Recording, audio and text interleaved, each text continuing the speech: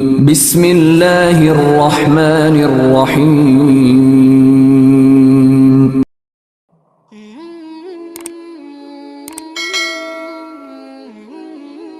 السلام علیکم، welcome to my channel نبی کا امتی۔ کیسے ہیں آپ سب؟ امید ہے کہ آپ سب خیر و عافیت سے ہوں گے اور آپ کی دعاؤں سے الحمدللہ میں بالکل ٹھیک ہوں۔ ویڈیو کا آغاز کرنے سے پہلے درود پاک پڑھ لیں۔ اللہم صلی علی محمد وعلی آل محمد۔ آج جو بات میں آپ سے شیئر کرنے والی ہوں اس سے ریلیٹڈ مجھے کافی میسیجز آ چکے ہیں، انسٹا پر مجھے کافی میسیجز آئے ہیں اور میں نے سوچا کہ انڈیویجولی سب کو آنسر کرنے سے بہتر ہے کہ میں ایک ویڈیو بنا لوں تاکہ آپ سب کو ڈیٹیل سے یہ چیز سمجھا سکوں۔ کافی لوگوں نے یہ پوچھا ہے تہجد کے بارے میں کہ اس کی ٹائمنگ کیا ہے، اس میں کتنی رکعتیں ہیں، اور اس سے ریلیٹڈ کافی سوالات ہیں۔ تو میں نے سوچا کہ آج ایک ویڈیو بناؤں تاکہ آپ سے یہ ساری باتیں ڈیٹیل سے شیئر کر سکوں۔ تو اس سے ریلیٹڈ سوال یہ تھے کہ تہجد کا ٹائم کیا ہے، اس کی نیت کیسے کرتے ہیں، اس میں کتنی رکعتیں پڑھتے ہیں، یعنی اس کی ٹوٹل کتنی رکعتیں ہیں، اس کے علاوہ کہ اس کے لیے سونا ضروری ہے یا اس کے علاوہ بھی یہ نماز پڑھی جا سکتی ہے۔ تو اس طرح کے سارے سوالات تھے۔ سب سے پہلے تو میں آپ کو نماز تہجد کی فضیلت کے بارے میں بتاؤں۔ اس سے پہلے اگر آپ میرے چینل پر نئے ہیں تو میرے چینل کو سبسکرائب کر دیں، بیل آئیکن کو پریس کر دیں تاکہ اس طرح کی مزید معلومات میں آپ لوگوں کے ساتھ شیئر کر سکوں۔ اس نماز کی سب سے بڑی فضیلت یہ ہے کہ آپ صلی اللہ علیہ وآلہ وسلم نے فرمایا کہ تمام نفلی نمازوں میں سب سے افضل نماز نماز تہجد ہے۔ آپ صلی اللہ علیہ وآلہ وسلم نے ساری زندگی نماز تہجد ادا کی، لیکن صرف ایک دن جان بوجھ کر چھوڑ دی، صرف اپنی امت کے ڈر سے کہ میری امت پر یہ نماز فرض نہ ہو جائے۔ 5 نمازیں جو ہم پر فرض ہیں ہم وہ بھی باقاعدگی سے ادا نہیں کر پاتے۔ اس میں بھی اکثر لوگوں سے پوچھیں تو وہ کہتے ہیں کہ آج میں نے 2 نمازیں پڑھی، آج میں نے 3 پڑھی، کسی نے 1 پڑھی۔ اکثر اوقات یہی ہوتا ہے۔ ان میں سے بہت کم ایسے لوگ ہوتے ہیں جو کہتے ہیں الحمدللہ میں نے 5 نمازیں پوری ادا کی۔ تو اس ڈر سے کہ میری امت تو وہ 5 فرض نمازیں نہیں ادا کر پائے گی، اگر نماز تہجد بھی وہ ایک دن نہ چھوڑتے تو ان کی امت پر وہ فرض ہو جاتی۔ صرف اسی ڈر سے انہوں نے وہ ایک دن جو ہے نماز تہجد ادا کرنا مناسب نہیں سمجھا کہ میری امت پر فرض ہو جائے گی۔ آپ صلی اللہ علیہ وآلہ وسلم اس میں کبھی 12 رکعتیں پڑھتے تھے، کبھی 8 بھی پڑھتے تھے۔ زیادہ تر وہ 8 پڑھتے تھے لیکن کبھی 12 بھی وہ ادا کرتے تھے۔ اس لیے نفلی نمازیں آپ جتنی چاہیں پڑھیں، مطلب اس میں جتنی رکعتیں آپ پڑھیں کوئی منائی نہیں، آپ 100 بھی پڑھ سکتے ہیں، لیکن نماز تہجد میں آپ 12 سے زیادہ رکعتیں نہیں پڑھ سکتے۔ اگر آپ صلی اللہ علیہ وآلہ وسلم کے طریقے سے پڑھنا چاہتے ہیں تو آپ 8 رکعتیں پڑھیں، کبھی 12 پڑھیں، اس طرح سے آپ پڑھیں، لیکن اس سے زیادہ آپ نہیں پڑھ سکتے۔ اور کبھی کبھار ایسا ہوتا ہے کہ انسان دیر سے اٹھتا ہے، وہ 12 رکعتیں پوری نہیں ادا کر سکتا، 8 بھی نہیں کر سکتا، تو بجائے اس کے کہ آپ چھوڑ دیں آپ 2 پڑھ لیں، 2 نہیں 4 پڑھ لیں، 6 پڑھ لیں، اس طرح سے آپ پڑھ سکتے ہیں، لیکن 12 سے زیادہ نہیں پڑھ سکتے، کیونکہ یہ نفلی نمازیں ہیں، اس کی آپ سے کوئی پوچھ گچھ نہیں ہے۔ صرف یہ ہے کہ اگر آپ یہ ادا کریں گے تو یہ آپ کے درجات بلند کرے گی۔ نماز تہجد ادا کرنے کا جو صحیح وقت ہے وہ ہے جب آدھی رات گزر جائے تب سے لے کر صبح فجر تک، یعنی جیسے ہی صبح فجر کی اذان ہو اس سے پہلے وہ تہجد کا ٹائم ختم ہو جاتا ہے، اور اس کا ٹائم شروع ہوتا ہے جب آدھی رات گزر جاتی ہے، یعنی 12 سے بعد کا ٹائم دیکھ لیں اور صبح فجر سے پہلے آپ نے یہ نماز ادا کرنی ہے، کیونکہ اس کے بعد آپ نے فجر کی نماز کی تیاری کرنی ہے، تو اس سے پہلے یہ ٹائم ختم ہو جاتا ہے، آپ نے اس سے پہلے تہجد ادا کرنی ہے۔ اور یہ نماز کوئی شرط نہیں ہے کہ یہ صرف خواتین پڑھ سکتی ہیں یا مرد حضرات پڑھ سکتے ہیں، یہ نماز کوئی بھی پڑھ سکتا ہے۔ جو بھی صاحب عقل ہے، جو پڑھنا چاہتا ہے، جو اس کو سمجھتا ہے، وہ یہ نماز پڑھ سکتا ہے۔ اس میں کوئی منائی نہیں ہے کہ صرف یہ مرد پڑھ سکتے ہیں یا صرف خواتین پڑھ سکتی ہیں، یہ کوئی بھی پڑھ سکتا ہے۔ اور اس کے علاوہ ذہن میں ایک سوال یہ بھی آتا ہے کہ اس نماز سے پہلے سونا ضروری ہے. بہت سے لوگوں کا یہ سوال بھی ہے کہ کیا یہ نماز تہجد سے پہلے سونا لازمی ہے؟ تو یہ بڑا عجیب سا سوال ہے. نیند کا اس سے کوئی تعلق نہیں ہے. آپ اگر اللہ تعالیٰ نے آپ کو اتنی ہمت دی ہے کہ آپ ساری رات عبادت کر سکتے ہیں، عبادت کر رہے ہیں، تو اگر تہجد کا ٹائم ہوتا ہے تو آپ ساتھ ہی وہ تہجد بھی پڑھ لیں، تو اس میں کوئی منائی نہیں ہے. یہ ایک اچھی بات ہے کہ آپ اتنے ٹائم سے عبادت کر رہے ہیں اور آپ یہ نماز پڑھ رہے ہیں. اب یہ نہیں ہے کہ اگر رات کو آپ کو نیند نہیں آئی تو آپ تہجد چھوڑ دیں کہ جی میں تو سوئی نہیں تھی یا میں سویا نہیں تھا، میں تہجد کیسے پڑھ سکتی ہوں. تو ایسا کچھ بھی نہیں ہے. امام ابو حنیفہ رحمۃ اللہ علیہ سے روایت ہے کہ انہوں نے عشاء کے وضو کے ساتھ صبح فجر کی نماز بھی ادا کی. یعنی اس دوران وہ سوئے تو نہیں، انہوں نے ساری رات عبادت میں وہ مشغول رہے، لیکن صبح انہوں نے نماز تہجد بھی ادا کی. تو اس لیے ایسی کوئی شرط نہیں ہے کہ آپ نے یہ نماز پڑھنے سے پہلے لازمی سونا ہے.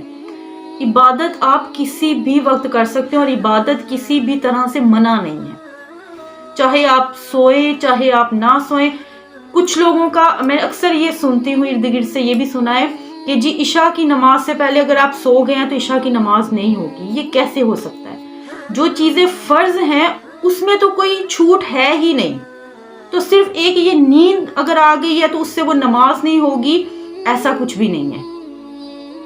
نماز کسی حال میں بھی معاف نہیں ہے، وہ آپ نے ادا کرنی ہے. نفلی نمازیں جو ہیں، جو نفلی عبادت ہے، اس کی آپ پر کوئی پابندی نہیں ہے. وہ اگر آپ کو اللہ پاک اتنی توفیق دیتے ہیں تو آپ وہ کریں، جتنی ہو سکتا ہے وہ کریں.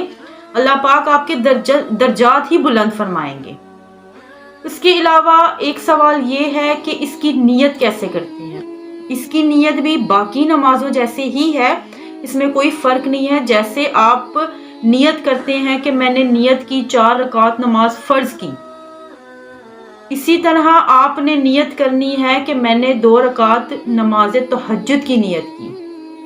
یہ 4 اکٹھی رکعتیں نہیں ہوتی نماز تہجد کی، یہ آپ نے 2 کر کے ہی ادا کرنی ہے. تو یہ آپ نے سیم اسی طرح سے نیت کرنی ہے جیسے آپ کہتے ہیں میں نیت کرتی ہوں یا نیت کرتا ہوں نماز تہجد کی.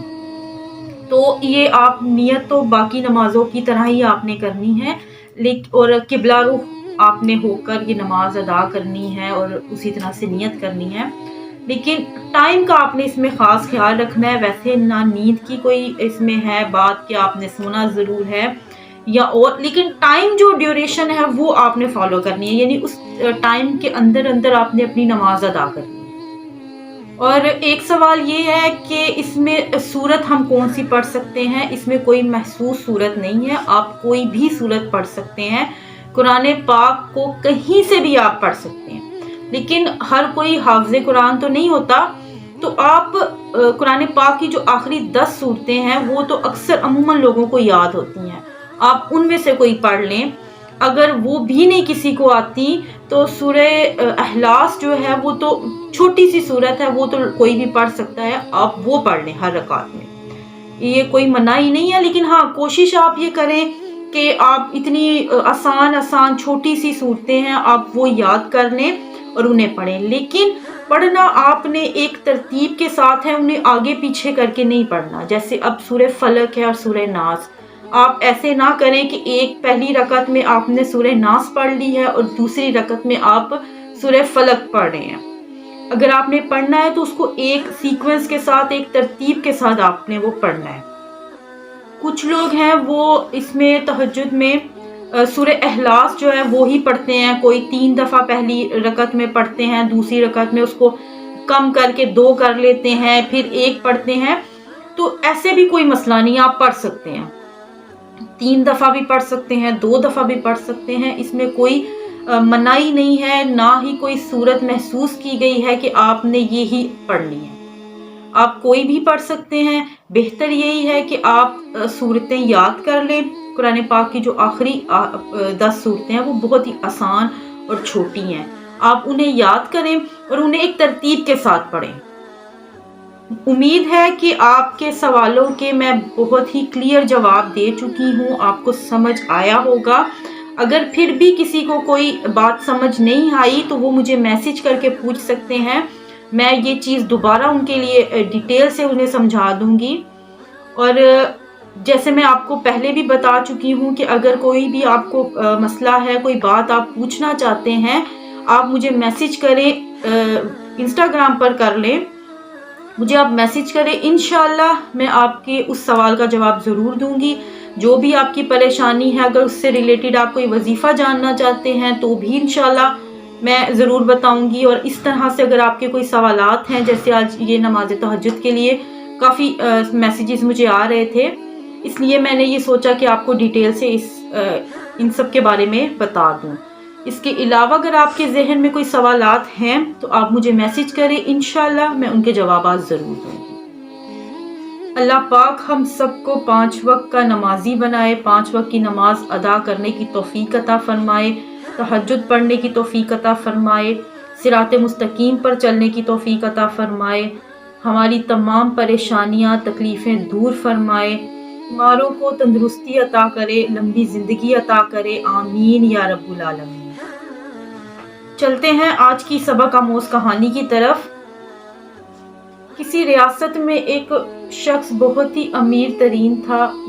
उसके पास दुनिया की हर आसाइश थी। उसका एक ही बेटा था और वो भी बहुत पुरअसाइश ज़िंदगी गुजार रहा था।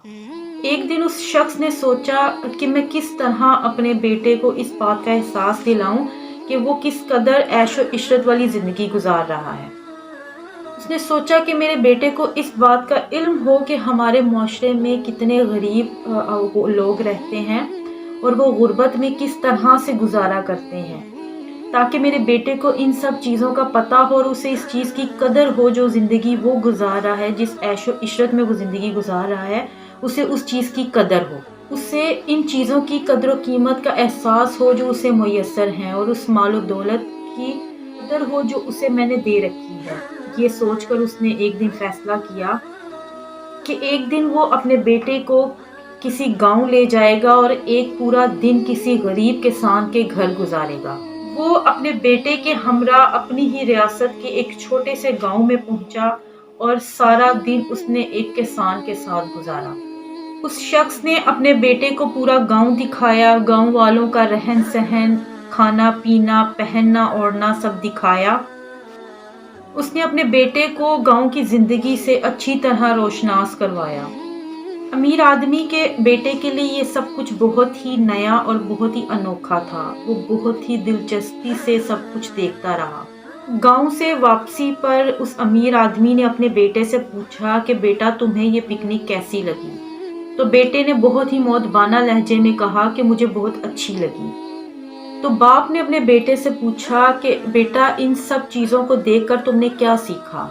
बेटा कुछ देर खामोश रहा और काफ़ी सोचने के बाद उसने कहा कि मैंने देखा कि हमारे पास एक कुत्ता है और इस गांव में 4 कुत्ते हैं। हमारे घर में एक स्विमिंग पूल है जो सिर्फ हमारे घर की हद तक है, घर में महदूद है। इनके पास दरिया है, नदियां हैं जिनकी कोई हद ही नहीं।